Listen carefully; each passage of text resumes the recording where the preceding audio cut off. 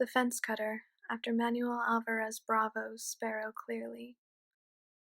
The air is quiet for our trespass, trucks idle before the night shift, wind hitched on steel antennas and brambles of rusty wire. Even the kennel dogs gnaw the silence like an old bone.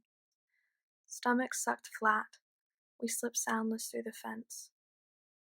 The town slouches behind us, a gap-toothed denture missing half of itself, unhinged. There's an oily sheen to the brown field, wet moonlight greasing our boots as we near the county line.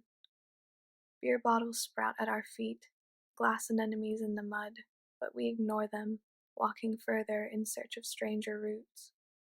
Here is the scent of old fruit. We cross the farm's wrinkled skin, find a greenhouse puckered at its center. We lie on the roof, body to body, a metal quilt stretched beneath us. We could plant ourselves here, black oaks leaning close to Faraday the drilling town's hum. There could be new words for us amongst night crawlers and bergamot. But, I wonder, could he sleep without the noise?